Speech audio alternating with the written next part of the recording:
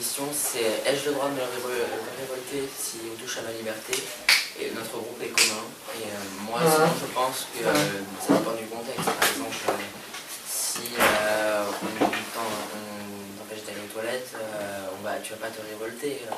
Alors que si on supprime toutes tes libertés, là, il faut se révolter. Tu parles de supprimer des libertés. J'ai un exemple. Les esclaves, ils n'avaient aucune liberté. Et du coup, je pense qu'à ce moment-là, ils auraient pu essayer de se révolter. Après, s'ils peuvent pas se révolter, vu qu'ils sont impuissants, ils n'ont pas d'armes, alors qu'ils sont entourés de personnes armées qui les surveillent tout le temps, donc ils ne peuvent pas se révolter parfois. Donc ça peut être dur. Il y a eu quand même des révoltes d'esclaves, malgré les armes, malgré la répression. Mais c'est, effectivement, je suis d'accord avec toi, c'est payé très cher, sa liberté. Oui.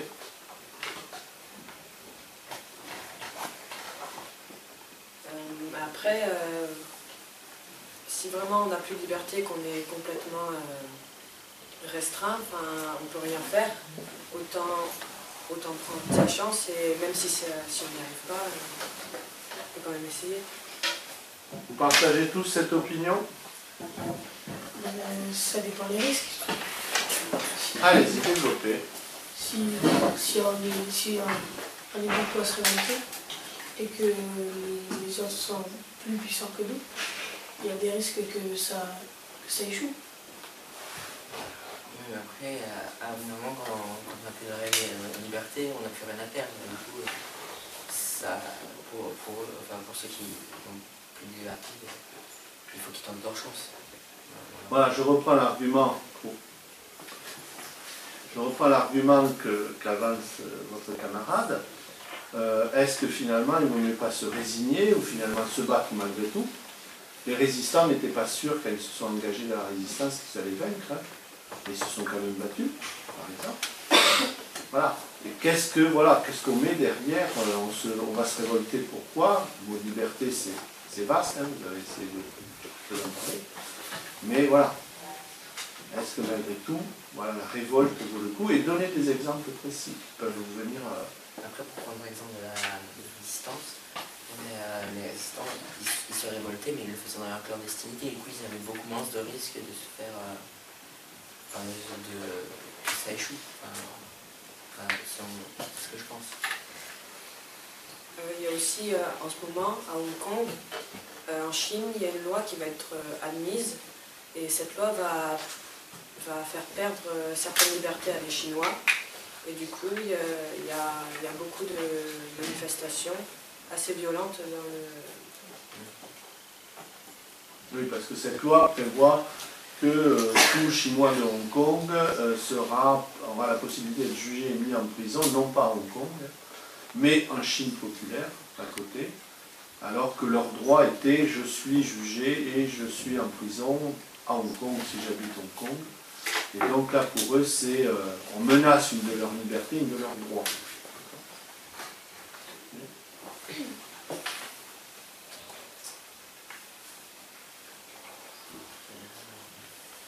Après aussi,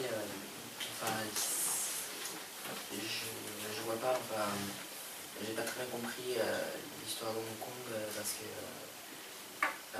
je ne comprends pas la différence qu'il y a à être jugé en Chine ou à Hong Kong, mais sinon,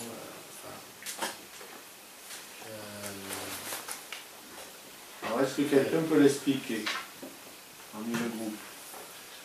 Pourquoi les étudiants de Hong Kong se révoltent contre cette loi, alors qu'ils font partie de la Chine aussi, et une origine historique, ça?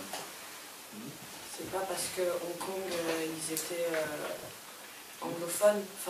Voilà, c'était une colonie britannique, et quand elle a été restituée à la Chine, on a signé un accord, les Anglais et la Chine a signé un accord qui faisait qu'Hong Kong était autonome. Elle garde un parlement, un gouvernement et des droits qui lui sont particuliers, même si elle rentre dans la Chine populaire. Et parmi ces droits, c'est le droit de justice qui est appliqué à Hong Kong et où il y a notamment plus de garanties d'avoir un avocat et un jugement plus honnête, peut-être qu'en Chine populaire, où, il faut être honnête, hein, c'est parti unique, chef unique, donc un régime plutôt totalitaire. Hein. Donc voilà la raison. Si on continue sur les régimes totalitaires, pendant la Seconde Guerre mondiale, les populations, elles étaient surveillées par les polices politiques, donc elles ne pouvaient pas faire ce qu'elles voulaient. Et par exemple, à la fin de la Seconde Guerre mondiale, les soldats ils se sont révoltés parce que enfin, bon, très clair, pas du coup, même si la police qui surveille les voilà, Moi, je reviendrai à la question. Donc, est-ce que vous êtes tous sur cette position ou pas? Est-ce que j'ai le droit de me révolter, c'est-à-dire de me mettre en révolte, c'est-à-dire ne plus obéir à la loi et combattre, si ma liberté est menacée? Est-ce que vous partagez tous cet avis ou non? oui. Alors justement, qu'est-ce que vous mettez derrière le mot liberté? Donnez-moi des exemples concrets pour vous qui fait que vous estimez que ça, si on touche à ça, je me révolte. Et par exemple, si par exemple, le pays n'accepte pas qu'on sorte du pays, et qu'on aille... par exemple, notre famille, elle est dans un autre pays, on n'a pas le droit d'aller la voir. Donc la liberté de circulation. Oui. Si tu estimes qu'on touche à cette liberté-là, tu as le droit de te révolter contre ça. Exemple comme dans le film que vous avez vu, Le Vent de la Liberté. D'accord. Continuez. Après, il y a aussi la liberté d'expression. Enfin, si plein de gens ils sont surveillés sur ce qu'ils disent par les écoles, les professeurs demandent aux enfants. Les journaux, la télé. Et du coup, ils sont surveillés en permanence. Et ça, pour toi, tu estimes que c'est une ligne rouge. Si on la franchit, tu auras le droit de te révolter. Oui, je pense. Allez-y, continuez. Moi, je pense que c'est aussi la liberté de penser.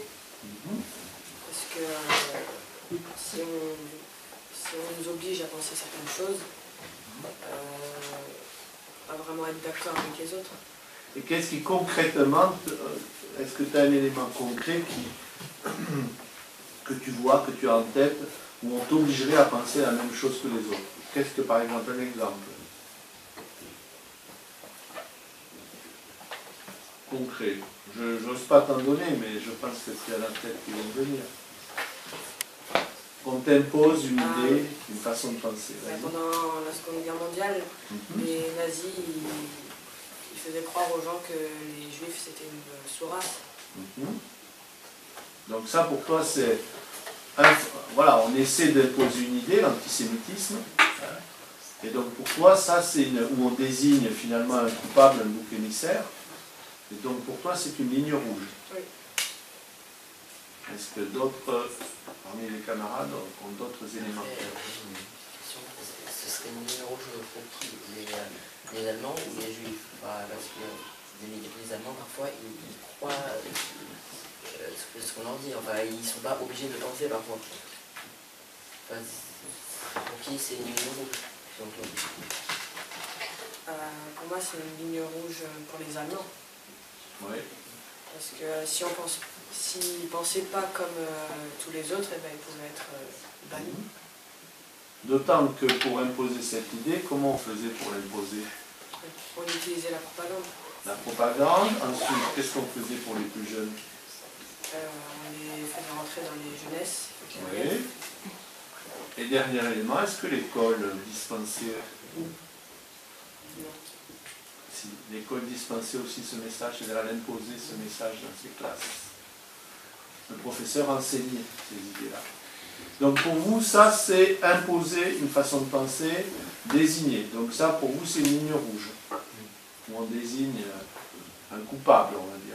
Après, il n'y a pas que désigner un coupable, on peut aussi désigner un héros et obliger les gens à penser que c'est un héros. Par exemple, Staline, il y a beaucoup de films qui étaient faits sur lui et qui faisaient en sorte que les gens soit obligé de penser que ce soit le plus grand des hommes. Voilà. Très bien, oui. Effectivement, ça peut être aussi dans l'autre sens. Penser qu'un chef unique est génial et peut tout régler. Est-ce que vous voyez d'autres éléments? Pour vous aider à comprendre quelles sont vos lignes rouges personnelles, on va dire. Vous ne voyez pas d'autres exemples? Alors, est-ce que vous pouvez amener une conclusion, finalement? C'est pas facile, hein, je suis tout à fait d'accord. Hein. Je pense qu'on peut se révolter, que si vraiment les libertés, il n'y en a plus, enfin on n'en a plus, et que ça nous empêche de vivre. Voilà. Donc révolter, on est très clair sur le mot, ça veut dire on sort de la loi, on n'obéit plus à la loi, parce que voilà, elle est injuste et on va se battre pour quelque chose de supérieur, les libertés. Après, je pense qu'on peut se révolter pour se battre pour sa liberté à la condition que ça ne restreint pas les libertés des autres. Enfin, si on se bat pour sa propre liberté, que ça... je trouve pas le mot. Ça embête. Alors je vais prendre un exemple concret, très provocateur. Il y a eu les grandes manifestations des Gilets jaunes. Ils bloquaient la circulation à certains endroits, notamment les ronds-points, etc. Ils bloquaient ou ils ralentissaient la circulation. Donc, ils avaient un droit de manifester, de se révolter, puisqu'ils parlaient plus de révolte que de manifestation. Donc. Mais en même temps, ils bloquaient, je reviens sur ce que vient de dire votre camarade, finalement, ils empêchaient d'autres personnes d'exercer une de leurs libertés, c'est la liberté de circuler. Donc, d'un côté, manifester, on va dire, de l'autre côté, ils empêchaient de circuler. Clairement. Ça, c'est... Qu'est-ce que vous pensez de cette situation-là? Je trouve que certaines règles restreignent des libertés, mais c'est pour le bien de tous, parce que si chacun se battait pour sa liberté d'égalité atteinte, ce serait l'anarchie. Enfin, il y aurait la guerre partout. Enfin. Donc, tu penses qu'ils avaient... Dans ce cas précis, c'est provocateur. Hein. Je prends pas, il n'y a pas de position à prendre, ni de l'un ni de l'autre. Mais, donc là, tu penses que, finalement, au nom de son combat de la liberté, on peut tout faire ou pas tout faire? Ou comme tu dis, empiéter sur la liberté des autres? Je pense qu'on ne peut pas empiéter sur la liberté des autres, enfin, on peut tout faire sans que ça gêne. Enfin, on peut faire chacun sa façon de faire, mais... Moi je pense qu'il faudrait faire selon les règles, sauf si elles restreignent la liberté de tout le monde. D'accord. Après, je vois pas l'intérêt de se révolter pour une liberté alors qu'on bloque une autre liberté aux autres. Oui. Après, parfois, se révolter, ça n'entraîne pas forcément la violence. Par exemple, on peut faire des manifestations sans que ça tourne à au vinaigre, on va dire. Parce que par exemple, les manifestations de Gilets jaunes, en ce moment, il y a des violences, qu'elles soient policières ou civiles. Il y en a qui perdent leur œil, leur bras, et ça ne devrait pas arriver. Enfin... Après, il y en a qui profitent. Ils profitent de ce mouvement pour faire des dégâts, Oui, les casseurs. C'est-à-dire qu'ils profitent de la situation pour finalement faire des actes délictueux qui sont punis par la loi. Agir librement, Donc, selon vous, on se bat pour ses droits et ses libertés, je m'entends. Mais justement, est-ce qu'on va peut-être, je vais vous aider, peut-être, hein, je ne sais pas, ou si vous ne faites pas de distinguo. En un régime totalitaire, c'est très clair pour vous, les résistants, ils se sont révoltés, ils ont eu le droit de le faire, c'est ce que je comprends, pour chasser un système dictatorial, une occupation. Et il y a une autre dimension, c'est se battre pour ses droits dans une démocratie. En France, c'est une démocratie, on est d'accord. Vous avez des droits et des libertés.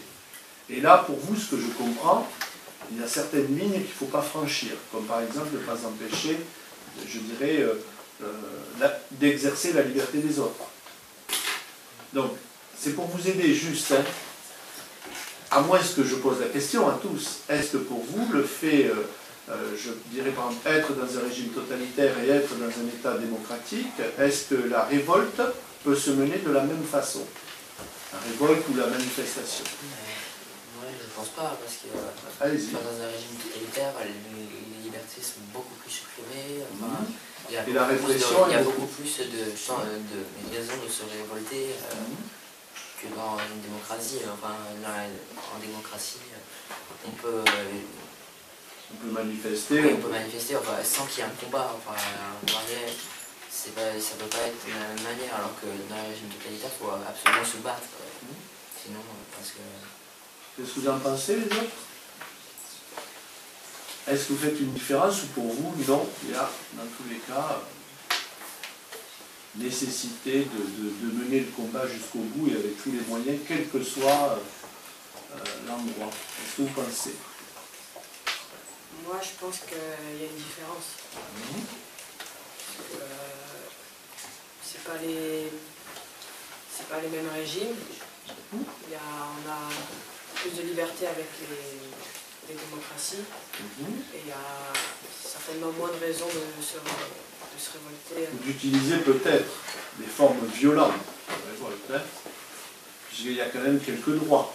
On a le droit de manifester, on a le droit de... Est-ce que les autres, vous partagez cet avis? Donc vous êtes tous sur le même avis. On ne peut pas, finalement, il y a, je dirais, deux situations différentes, on va dire. Si on est sous système totalitaire ou si on est dans une démocratie de droit. Ça dépend du contexte. Mais dans les deux cas, est-ce qu'on a le droit de protester, défiler, dire qu'on n'est pas content dans tous les cas? À condition que ça n'empiète pas sur la liberté des autres. D'accord. Ça, c'est dans le cas d'une démocratie. Et dans un régime totalitaire, on peut aller, voilà. C'est ce que vous pensez, partagez. Est-ce que vous voulez conclure ou on va stopper là? Je pense que on va stopper là. C'est bon?